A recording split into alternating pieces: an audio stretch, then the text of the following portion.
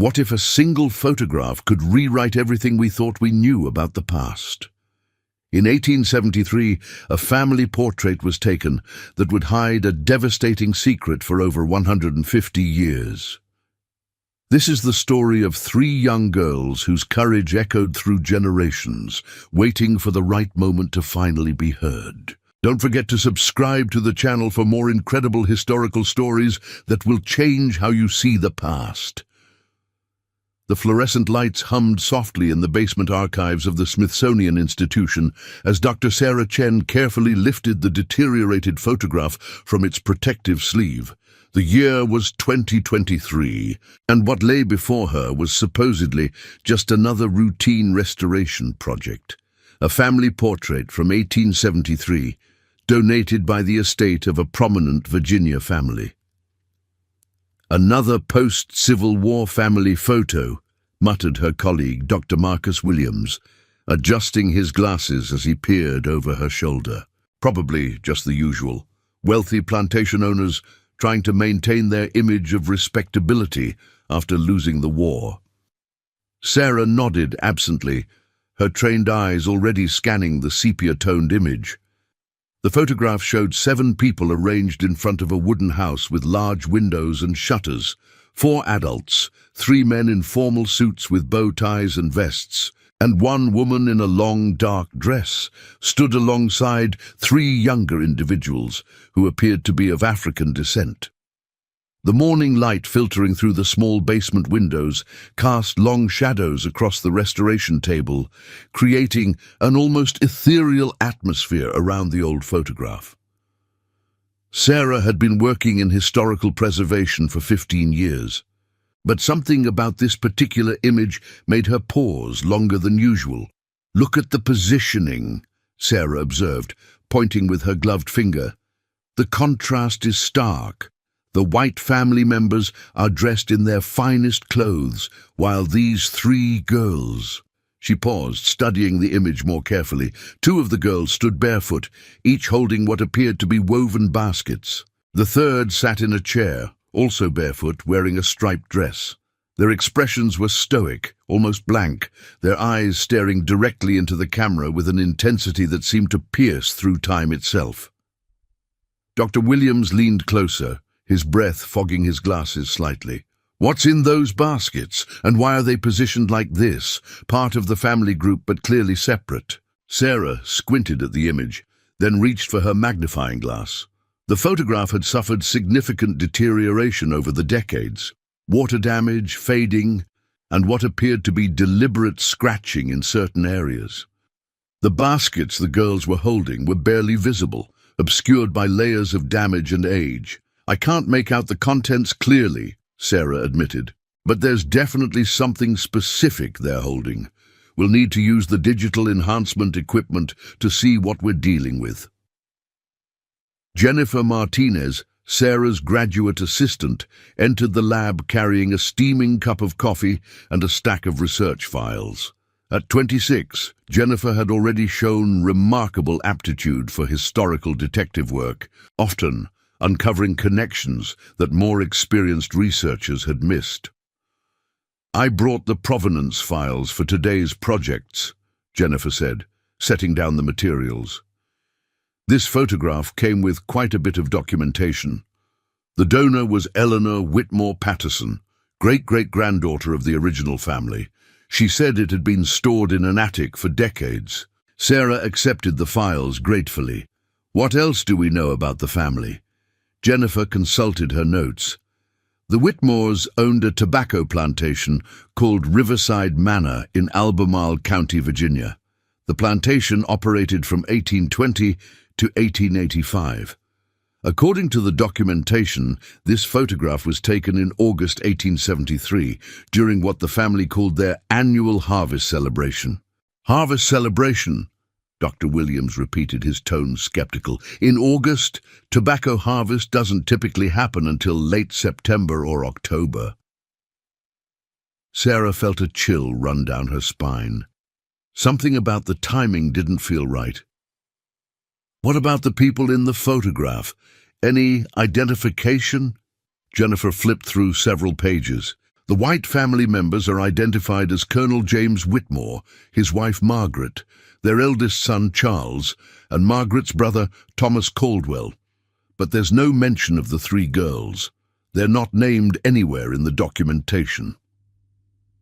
As they prepared to move the photograph to the digital restoration lab, Sarah couldn't shake the feeling that this wasn't going to be a routine project. Something about the girls' expressions, the way they held themselves, the careful positioning of all the figures in front of the house. It all suggested a story much more complex than a simple family portrait. The restoration lab was a marvel of modern technology, equipped with high-resolution scanners, spectral imaging equipment, and software capable of revealing details invisible to the naked eye. Sarah had spent the better part of her career using these tools to uncover hidden truths in historical documents and photographs, but she'd never felt quite this sense of anticipation. "Let's start with a basic high-resolution scan," she told Jennifer. "Then we'll move to spectral analysis if we need to dig deeper." As the scanner hummed to life, capturing every microscopic detail of the 150-year-old photograph, Sarah found herself studying the family members more closely. Colonel Whitmore stood with military bearing, his hand resting on what appeared to be a walking stick. His wife Margaret wore an elaborate dress with intricate beadwork, her hair arranged in the fashionable style of the early 1870s. But it was the three unnamed girls who dominated Sarah's thoughts. In all the documentation that had come with the photograph, there was no mention of their identities, no record of their names or their roles in the household. They were simply there, present but invisible, documented but unnamed. "Dr. Chen," Jennifer called out, her voice carrying a note of excitement. "You need to see this." Sarah hurried over to the computer monitor where the high-resolution scan was being displayed. The detail was extraordinary. Every thread in the fabric, every line on the faces, every shadow and highlight captured with stunning clarity. "Look at what they're holding," Jennifer said, pointing to the screen. Sarah's breath caught in her throat. Now that the image was enhanced, she could see more clearly what the girls were carrying. What had appeared to be simple woven baskets now revealed disturbing details, metal components, leather straps, and what looked like restraining devices woven into the basket structure. "What are those?" Jennifer whispered.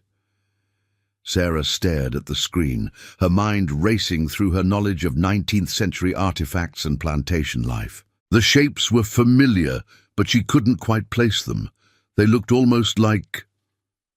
"We need to enhance this further," she said, her voice tight with growing concern. "Use the spectral imaging. I want to see every detail of what they're holding."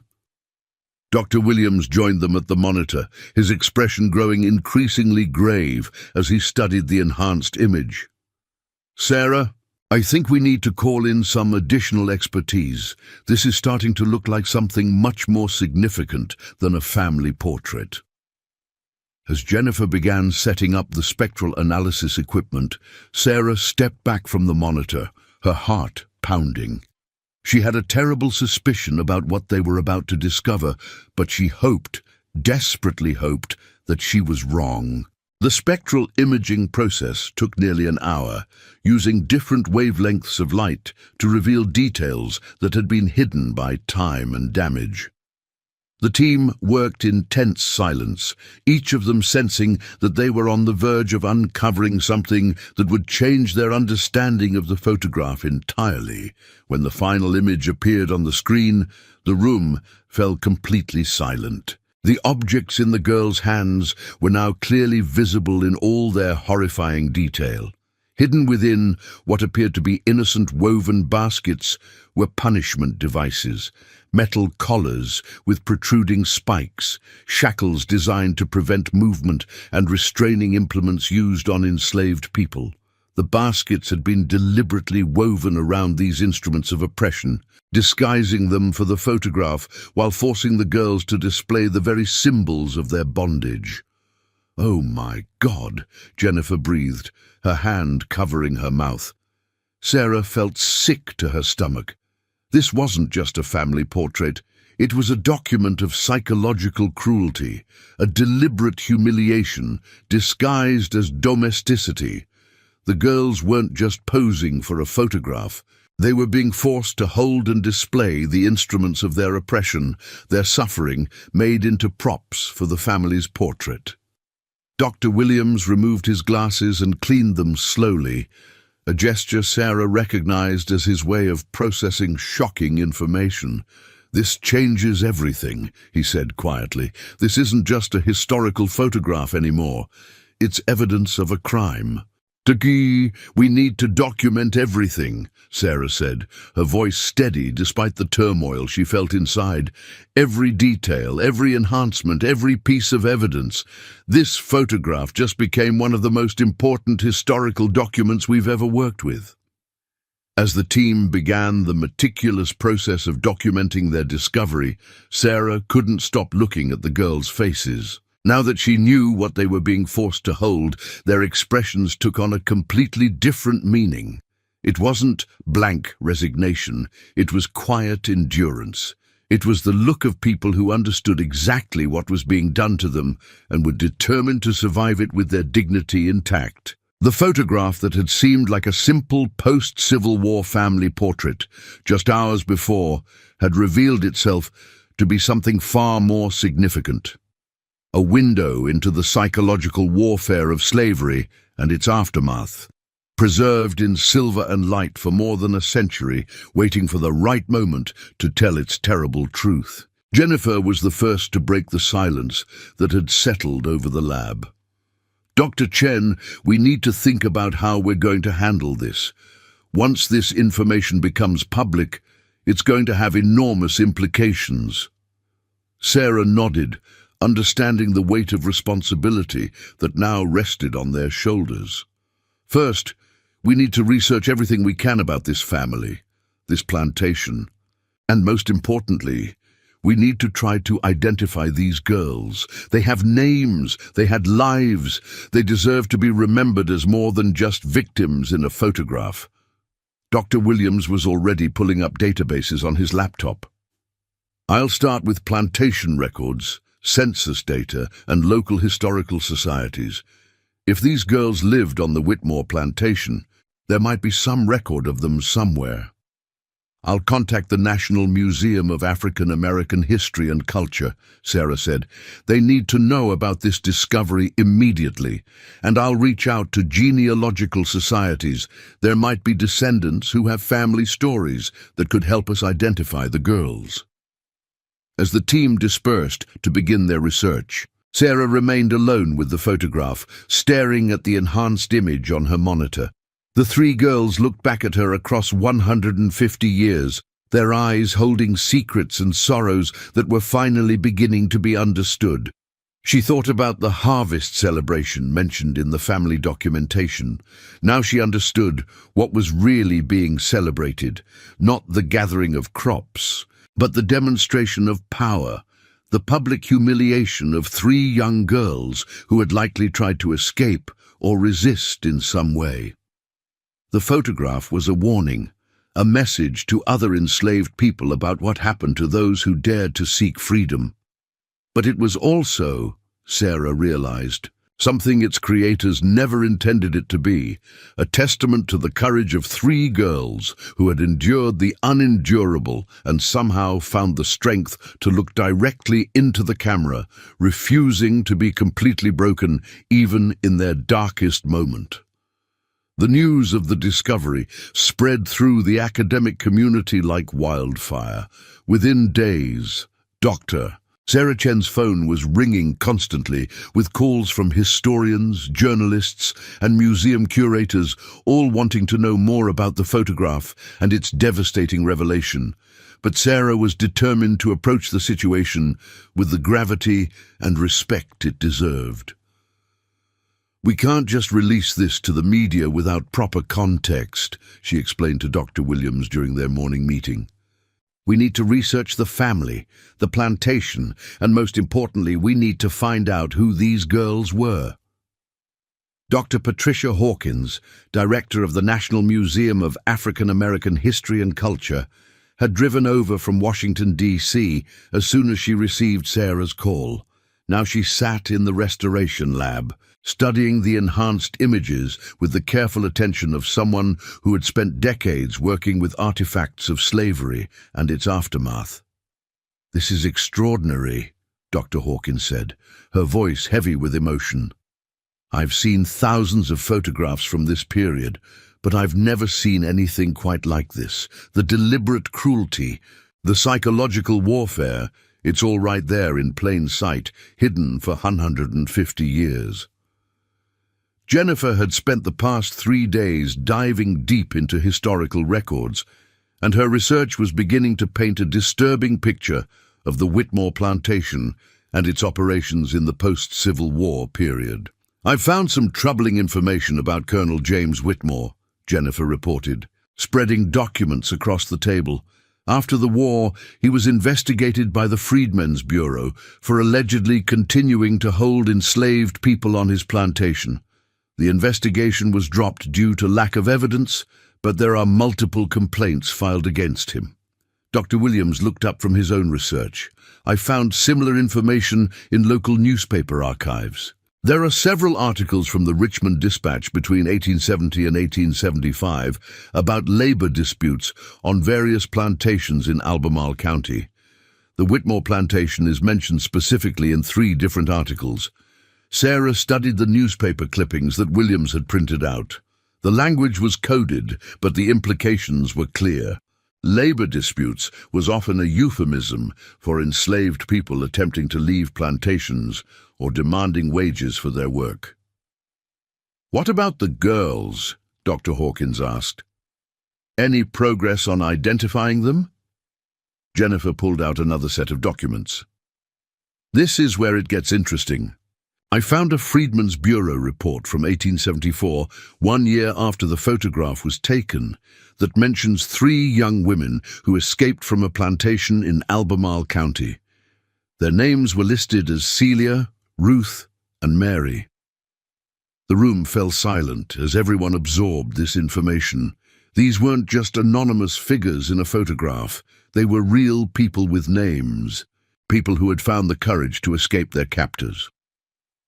"The report says they were between the ages of 12 and 16, Jennifer continued. "They had been held on the plantation under what the report calls illegal indenture agreements, essentially slavery by another name." Dr. Hawkins leaned forward. "What happened to them after they escaped?" "That's where the trail goes cold," Jennifer admitted. "The Freedmen's Bureau records show that they were provided with temporary shelter and assistance, but after that, there's no official record of what became of them." Sarah stared at the photograph, her mind racing. "So this picture was taken in August 1873, and they escaped in 1874. That means they endured almost another full year of captivity after being forced to pose for this photograph." The weight of that realization settled over the room like a heavy blanket. These girls had been photographed holding the instruments of their oppression, and then forced to continue living under those conditions for months afterward. Dr. Williams had been researching the technical aspects of the photograph itself, and his findings added another layer to the story. "I've been analyzing the photographic techniques used here. This wasn't a casual family portrait. The lighting, the positioning, the formal poses, this was a carefully planned and executed photograph, probably taken by a professional photographer. Which means it was expensive," Dr. Hawkins observed. "Someone paid good money to document this scene." "Exactly," Williams confirmed. "And I found something else interesting. There are at least 3 other copies of this photograph in various historical collections. It was distributed, probably sent to other plantation owners or potential business partners." Sarah felt a chill run down her spine.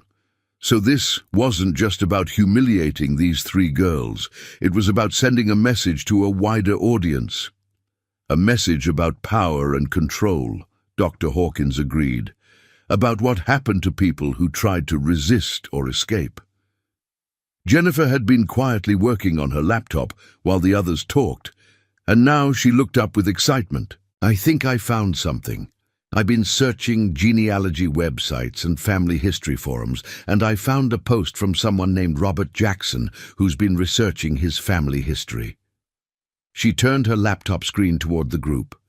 "He posted this message 6 months ago, looking for information about my great-great-grandmother Ruth, born into slavery in Virginia around 1860. Family stories say she escaped from a plantation in the 1870s and made her way north.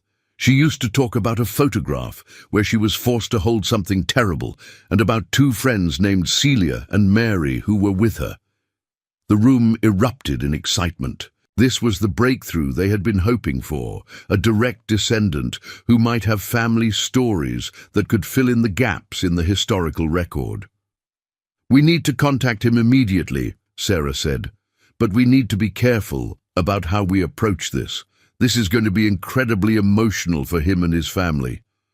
Dr. Hawkins nodded. "I'll reach out to him personally. I have experience with these kinds of sensitive family connections.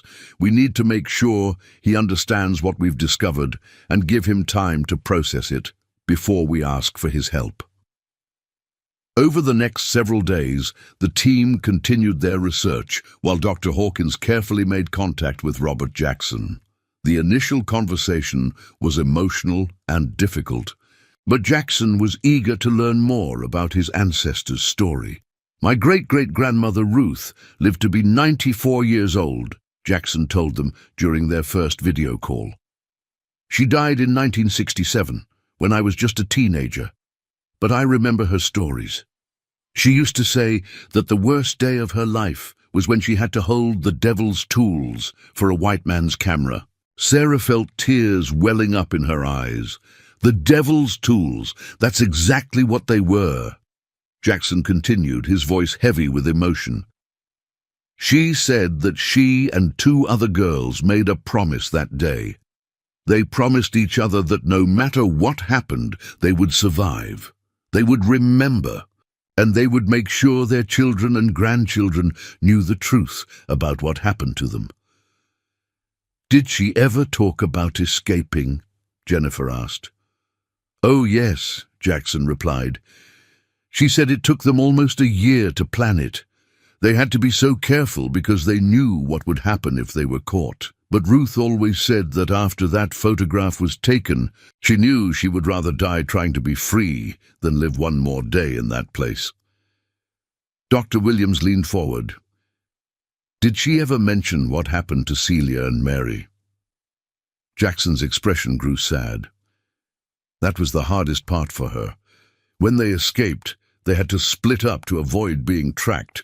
Ruth made it to Pennsylvania, but she never knew for certain what happened to the other 2. She kept their names in the family Bible and prayed for them every day until she died. As the call ended, the team sat in contemplative silence. The photograph had transformed from a historical curiosity to a deeply personal story of survival and resistance. These weren't just anonymous victims. They were real people with names, families, and stories that had been passed down through generations. "We need to find the other families," Sarah said finally. "If Robert Jackson's family preserved Ruth's story, there might be other descendants who have stories about Celia and Mary." Dr. Hawkins was already making notes. "I'll put out calls through our network of genealogists and family historians. If there are other descendants out there, we'll find them." Jennifer was studying the enhanced photograph again, paying particular attention to the faces of the 3 girls. "Look at their expressions," she said. "Now that we know they were planning their escape, I can see something different in their eyes. It's not just endurance, it's determination." Sarah looked at the image with fresh eyes. Jennifer was right. There was something in the girls' expressions that she hadn't noticed before.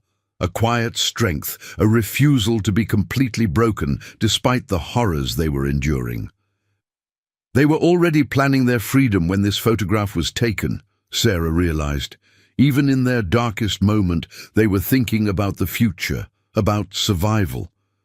Dr. Williams pulled up additional research he had been conducting. I've been looking into the broader context of what was happening in Virginia in the 1870s, the end of Reconstruction, the rise of Jim Crow laws, the economic devastation of the post-war period. It was a time of tremendous upheaval and uncertainty, which made it easier for people like Colonel Whitmore to continue operating as they always had, Dr. Hawkins observed. The federal government was pulling back from enforcement of civil rights, and local authorities often looked the other way when it came to labor abuses. Sarah stared at the photograph, thinking about the courage it must have taken for 3 young girls to plan and execute an escape under such dangerous conditions. They were heroes, she said quietly. Celia, Ruth, and Mary, they were heroes, and no one has ever recognized them for what they did. That's going to change, Dr. Hawkins said firmly. This photograph is going to be displayed in our museum, but not as a curiosity or a shocking revelation. It's going to be displayed as a testament to the courage and resilience of 3 young women who refused to accept their fate. As the team prepared to expand their research and reach out to additional potential descendants, Sarah couldn't stop thinking about the promise that Ruth, Celia, and Mary had made to each other. They had promised to survive, to remember, and to make sure their stories were told. 150 years later, that promise was finally being kept. 3 weeks after the initial discovery, the team had made contact with 2 additional families who believed their ancestors might be connected to the photograph. Maria Santos, a teacher from Philadelphia, had reached out after hearing about the discovery through genealogy networks. Her great-great-grandmother had been named Celia, and family stories described her as a young woman who had escaped from a Virginia plantation in the 1870s. David Williams, a retired engineer from Detroit, had an even more compelling connection. His family had preserved a small piece of woven basket that his great-great-great-grandmother Mary had kept until her death, along with stories about 2 friends named Ruth and Celia who had shared her captivity and escape. Dr. Sarah Chen found herself in the unprecedented position of coordinating not just a historical research project, but a reunion of families whose ancestors had been bound together by shared trauma and triumph more than a century ago. "This is unlike anything I've ever worked on," she confided to Dr. Hawkins during one of their regular check-ins. "We're not just uncovering history, we're healing wounds that have been passed down through generations." The 3 families, the Jacksons, the Santos family, and the Williams family, had agreed to meet at the Smithsonian for a joint presentation of the research findings. But first, Sarah wanted to make sure they had as complete a picture as possible of what had happened to Ruth, Celia, and Mary after their escape. Jennifer had been working tirelessly to trace the girls' paths after they left the Whitmore plantation. Her breakthrough came from an unexpected source, the records of a Quaker meeting house in Lancaster County, Pennsylvania. "I found them," Jennifer announced excitedly as she burst into the lab one morning. "All 3 of them. They made it to Pennsylvania, and they stayed in contact with each other for the rest of their lives." She spread out photocopies of handwritten records on the table. The Quakers kept detailed records of the people they helped through their underground railroad network.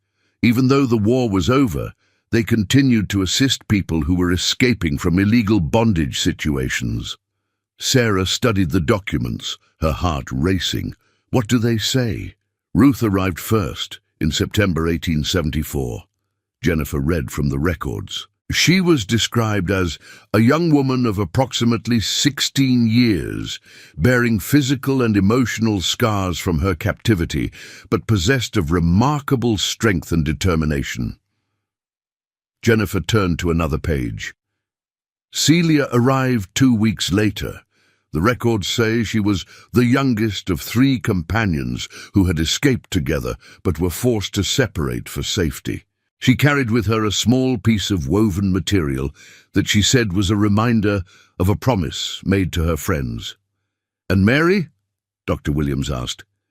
"Mary took the longest to reach safety," Jennifer continued. "She didn't arrive until November 1874. The records describe her as deeply traumatized but fiercely protective of the memory of her companions. She spoke little of her experiences, but carried herself with the dignity of one who had survived the unsurvivable." Sarah felt tears welling up in her eyes. They all made it. They kept their promise to each other. "But that's not the best part," Jennifer said, her voice filled with excitement. "The Quakers helped them stay in contact. There are records of letters exchanged between them for decades. Ruth became a seamstress in Philadelphia, Celia worked as a domestic servant and later opened a small boarding house, and Mary became a teacher." Dr. Hawkins leaned forward. "A teacher? That's remarkable for a formerly enslaved woman in the 1870s. "The Quakers helped her get an education," Jennifer explained. "The records show that she was exceptionally intelligent and determined to learn to read and write. She eventually taught at a school for African American children in Pittsburgh." As the day of the family meeting approached, Sarah found herself thinking more and more about the courage it had taken for these 3 girls to not only escape their captors, but to build new lives for themselves in an unfamiliar and often hostile world. Robert Jackson arrived at the Smithsonian early, carrying the worn family Bible that contained Ruth's story. He was a tall, dignified man in his 70s, with kind eyes that reminded Sarah of the expression she had seen in Ruth's face in the photograph. "I've been thinking about this moment for weeks," he told Sarah as they waited for the others to arrive. "My great-great-grandmother would be amazed to know that her story was finally being told." Maria Santos arrived next, accompanied by her teenage daughter Sophia. Maria was a vibrant woman in her 40s who taught high school history in Philadelphia, not far from where Celia had lived after her escape. "I brought Sophia because I want her to understand where she comes from," Maria explained. "Celia's story has been passed down through our family for generations, but we never had proof of what really happened to her." David Williams was the last to arrive, and he brought with him the small piece of woven basket that his family had preserved for more than a century. It was carefully wrapped in tissue paper, a tangible link to Mary's experience and the promise she had made to her friends.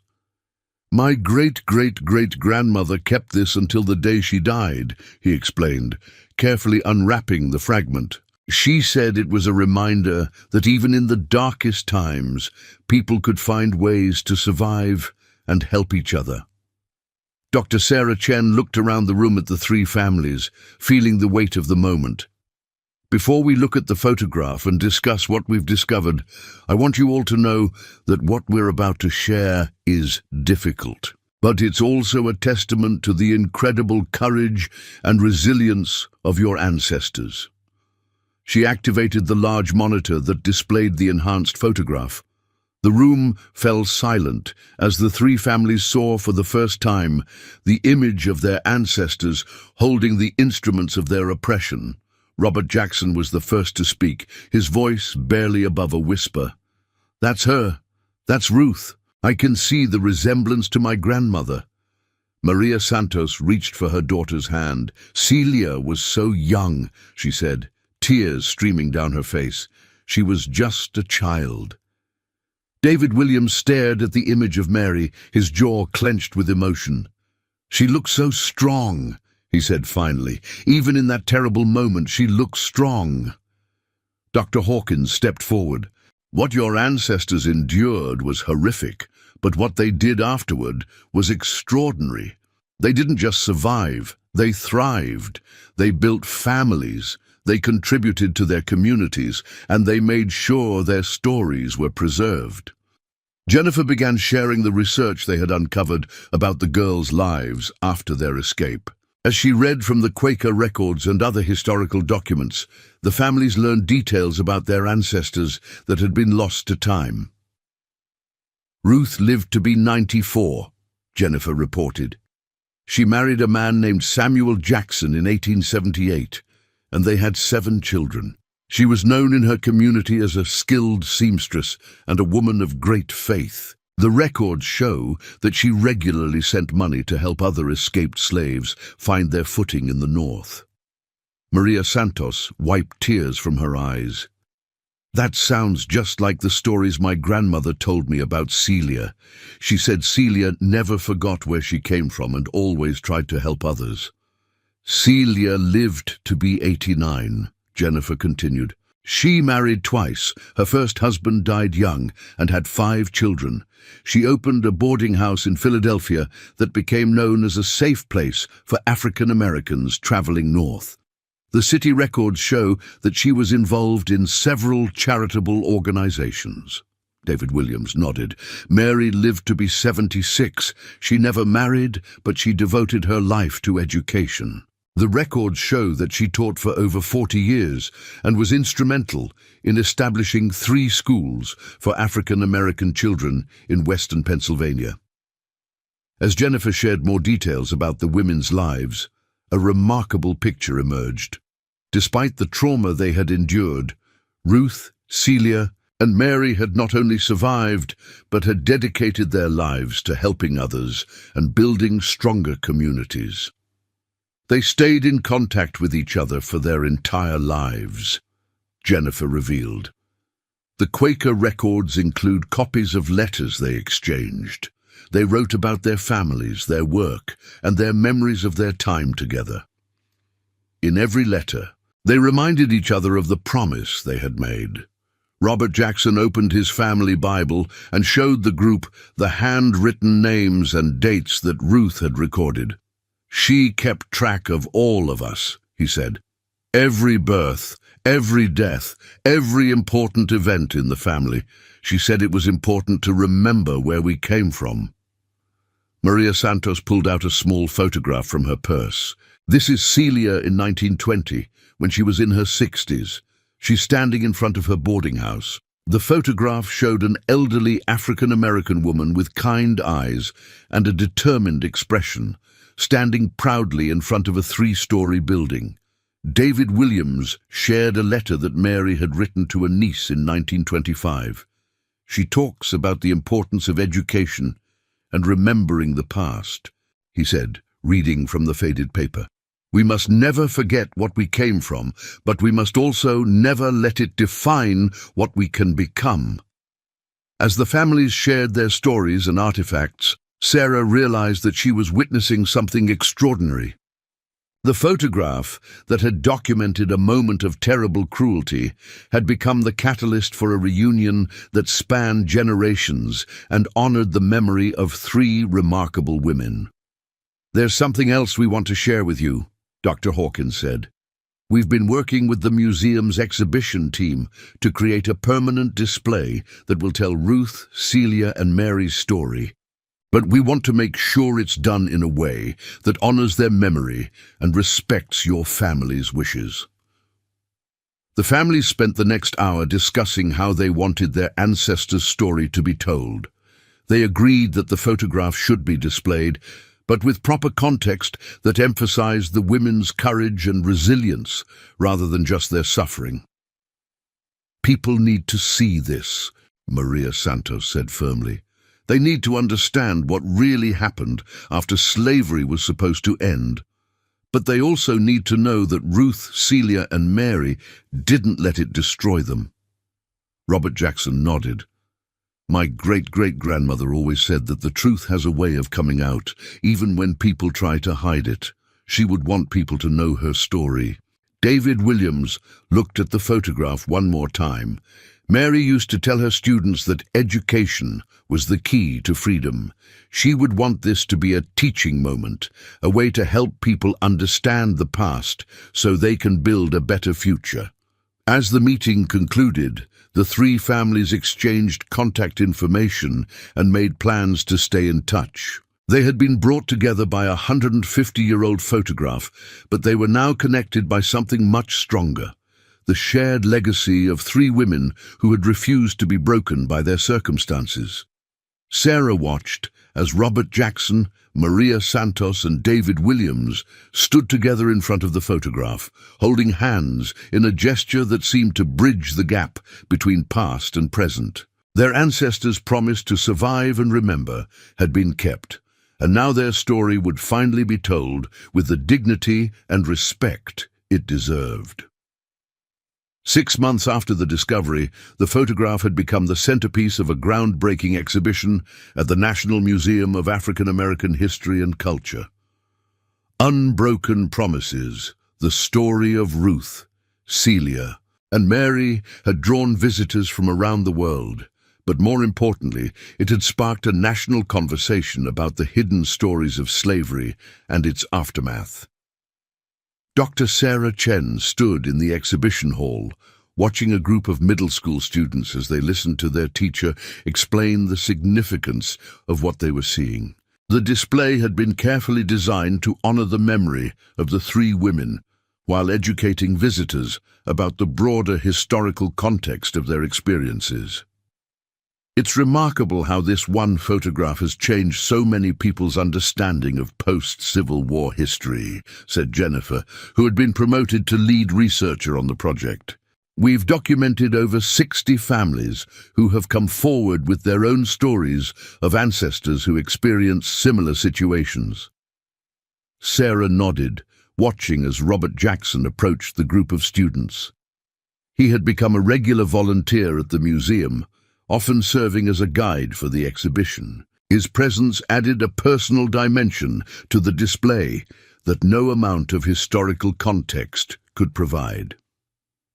My great-great-grandmother Ruth was about your age when this photograph was taken, Jackson was telling the students, his voice carrying the weight of generations.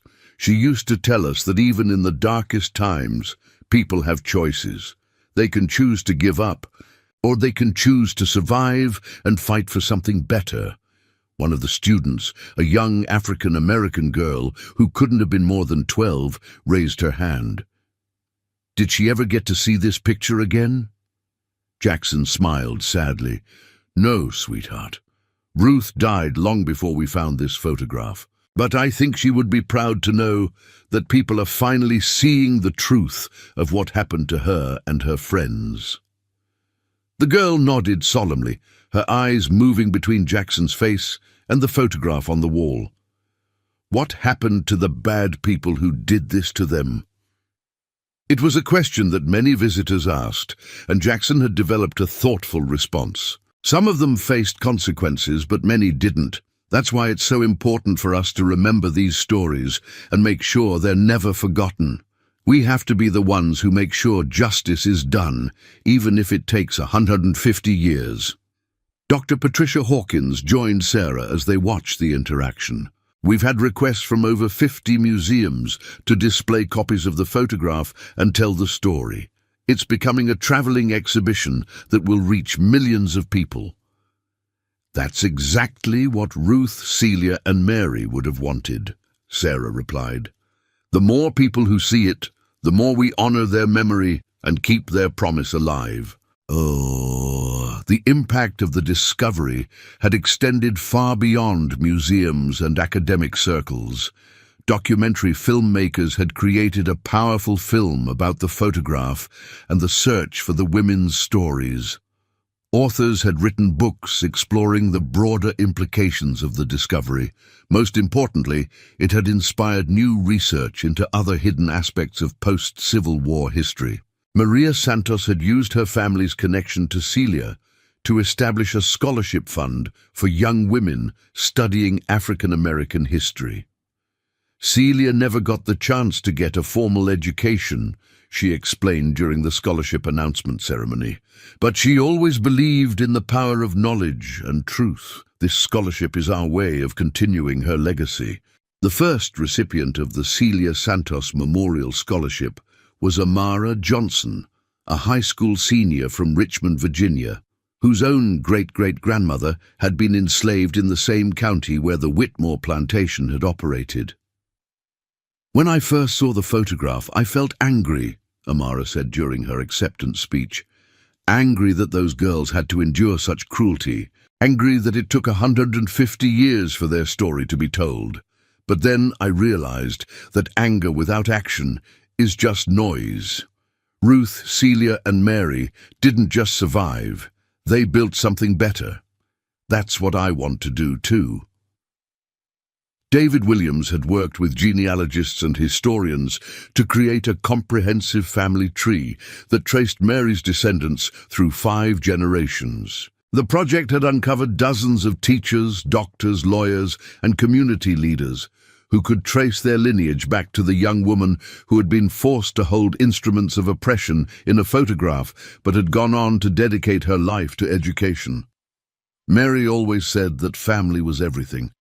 David shared during a family reunion that brought together more than 40 of Mary's descendants. She would be amazed to know how many people carry her story forward today, how many lives have been touched by her courage. The photograph had also sparked important conversations about the ongoing effects of historical trauma and the importance of acknowledging difficult truths. Mental health professionals had noted an increase in people seeking help to process family histories of slavery and discrimination, leading to new therapeutic approaches for dealing with inherited trauma. Dr. Chen had received numerous awards for her work on the discovery, but the recognition that meant the most to her came from unexpected sources. Letters arrived regularly at the museum from people whose lives had been touched by the story of Ruth, Celia, and Mary. One letter that particularly moved Sarah came from a woman named Grace Thompson, an 89-year-old retired teacher from Alabama. "Dear Dr. Chen, I am writing to thank you for giving Ruth, Celia, and Mary their voices back. My grandmother used to tell me stories about 3 girls who made a promise to survive and remember, but she never knew their names. She said their story gave her strength during the hardest times of her life, including when she was fighting for the right to attend school during the Jim Crow era. When I saw the photograph and learned their names, I cried for hours, not just from sadness, but from joy. These women's courage echoed through generations, giving strength to people they never met. My grandmother became a teacher because she said education was the path to freedom. I became a teacher for the same reason, and now my granddaughter is studying to become a teacher too. Ruth, Celia, and Mary's promise didn't just survive, it multiplied. Thank you for making sure the world knows their names. With gratitude and respect, Grace Thompson." Sarah kept letters like Grace's in a special file, reading them whenever she needed a reminder of why her work mattered. Each letter represented another life touched by the courage of 3 young women who had refused to be broken by their circumstances. As the first anniversary of the discovery approached, the museum planned a special commemoration. Robert Jackson, Maria Santos, and David Williams would speak together about their ancestors' legacy, and a new interactive display would allow visitors to explore the broader historical context of the photograph. But perhaps the most meaningful part of the commemoration would be the reading of a poem written by Amara Johnson, the scholarship recipient whose own family history connected her to the same region where Ruth, Celia, and Mary had been held. 3 girls, 3 baskets, 3 hearts that refused to break, standing in a photograph bearing pain for history's sake. Ruth, Celia, Mary. Your names ring out today, 150 years later. Your truth lights the way. You held the devil's tools but kept your souls intact. You made a sacred promise, a binding, holy pact.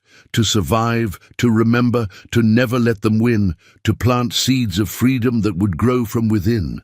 Your photograph was meant to show the world your shame. Instead, it shows your courage, your refusal to be tamed.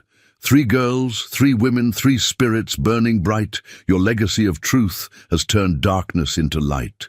From Ruth's steady needle to Celia's open door, from Mary's classroom lessons to the dreams they all bore, your promise echoes forward through each generation's call that freedom isn't given, it's claimed by one and all. So we stand here today, your descendants proud and strong, carrying forward the truth that you carried all along, that dignity can't be stolen, that hope can't be destroyed, that love will always triumph over hatred deployed. Ruth, Celia, Mary, your names are written here, in hearts and minds and history, forever crystal clear. The photograph that meant to break you made you whole. 3 girls who kept their promise and saved their people's soul. As Amara read her poem at the commemoration ceremony, Sarah looked around the packed auditorium. The audience included the 3 families, historians, students, and community members from across the country. But she also noticed something else. Dozens of people holding photographs of their own ancestors, their own family stories of survival and resilience. The discovery of Ruth, Celia, and Mary's photograph had done more than just uncover one hidden story. It had inspired people to seek out their own family histories, to ask questions about their ancestors' experiences, and to ensure that those stories were preserved for future generations. Dr. Hawkins stepped to the podium as Amara finished her poem. When we first discovered what this photograph really showed, we knew we were looking at evidence of a terrible crime. But what we've learned over the past year is that we were also looking at evidence of something beautiful, the unbreakable human spirit and the power of promises kept across generations. She gestured to the photograph displayed on the large screen behind her. Ruth, Celia, and Mary were forced to pose for this picture as a demonstration of their captor's power. But they turned it into something else entirely, a testament to their courage, their love for each other, and their determination to survive. Robert Jackson, Maria Santos, and David Williams joined Dr. Hawkins on the stage, standing together as their ancestors had stood together 150 years earlier. But this time, they stood in freedom, in dignity, and in the knowledge that their ancestors' story would never again be hidden or forgotten. Ruth, Celia, and Mary kept their promise, Robert said, his voice carrying to every corner of the auditorium. They survived, they remembered, and they made sure their children and grandchildren knew the truth. Today, we're keeping our promise to them, to make sure their story is told with the honor and respect they always deserved. The audience rose in a standing ovation that lasted several minutes, but it wasn't applause for the researchers or the museum. It was recognition for 3 young women who had endured the unendurable and lived to see freedom, whose courage had echoed through generations and finally found its voice. As the ceremony concluded and people began to file out of the auditorium, Sarah remained behind, looking up at the photograph that had changed so many lives.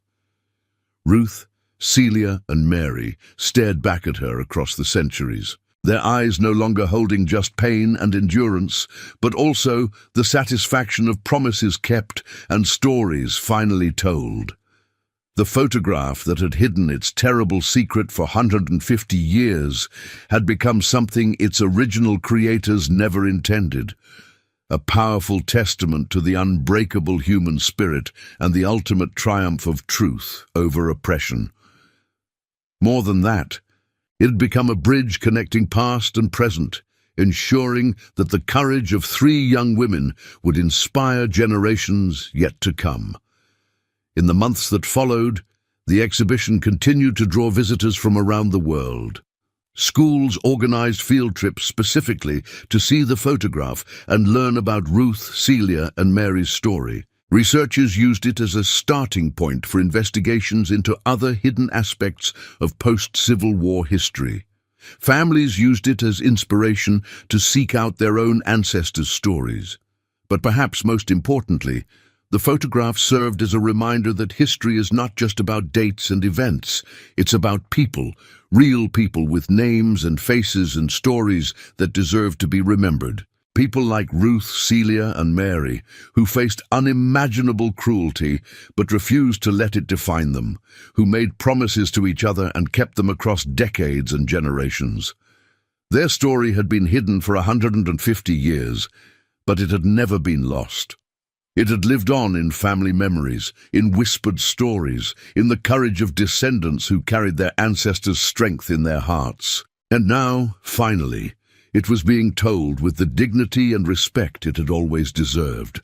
The photograph that had been meant to document oppression had instead become a testament to liberation. The image that had been created to inspire fear had instead inspired hope. And the three young women who had been forced to pose as symbols of powerlessness had become symbols of the most powerful force in human history: the refusal to be broken, the determination to survive, and the promise to remember. Ruth, Celia, and Mary's story was no longer hidden. It was no longer silent. It was alive, echoing through the halls of museums, the pages of books, the voices of descendants, and the hearts of everyone who heard it. Their promise had been kept, their truth had been told, and their legacy would live on forever. Don't forget to subscribe to our channel for more incredible stories of hidden history and human resilience. Share this story to help keep the memory of Ruth, Celia, and Mary alive for future generations. Their courage deserves to be remembered, and their truth deserves to be told.